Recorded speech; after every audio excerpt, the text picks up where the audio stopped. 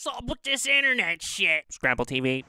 It was a hazy morning at Pentreaty Park, with the persistent wind that churned up the river's outgoing tide. This rough water made conditions difficult, especially as I made my way under the Ben Franklin Bridge, where waves crashed over my kayak. I became worried that continuing might be dangerous, so I sought temporary shelter in the harbor that is home to the Moshulu and the Olympia. After about an hour, the sun burned off the fog, and the breeze let up, so I decided to keep going south towards the SS United States.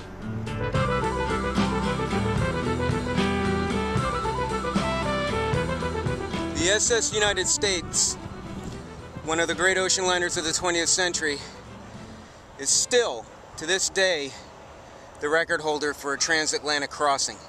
Some of its components are military grade and were kept top secret for decades.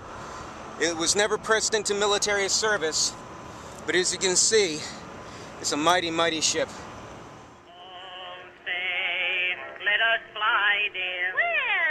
The Muston Naval Airfield was once a base used for the construction and testing of experimental aircraft for the U.S. Navy. Prototypes of seaplanes and amphibious gliders were tested here. The 300-foot-long concrete hangar was built in 1943 but remains intact. A concrete seaplane ramp leads from the hangar into the river.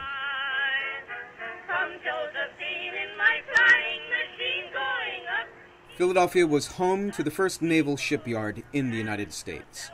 Today, the yard stored decommissioned warships and auxiliary naval vessels. During World War II, the yard employed 40,000 people and built over 50 warships, including the New Jersey, the most decorated battleship in naval history.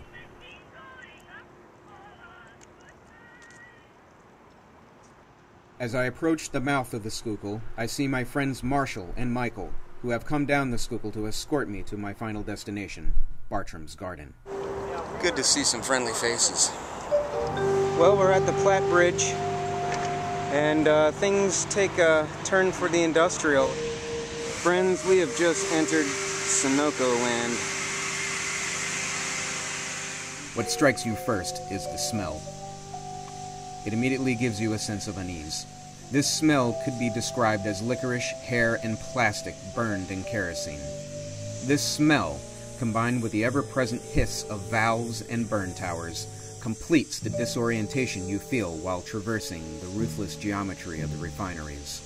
The landscape has a perverse, hellish beauty to it. During World War II, the Navy's shipyard complained to the city that the water in the local Schuylkill was actually corroding the hulls of their ships. At last, we reach Bartram's Garden, our final destination. Bartram's Garden is the oldest botanical garden in the United States. About half of all the plants discovered in North America entered cultivation here. Founded by the Quaker botanist and explorer John Bartram, it is now an island of lush greenery in a sea of asphalt and dead industry. This trip was a re-exploration of the forgotten pockets of terrain throughout our region's concrete web of highways and bridges.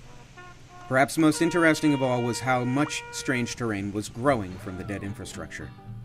This burgeoning terrain is not pristine, nor is it idyllic, but it is wild, and most importantly, it's new. The local frontier exists. All you fascist bound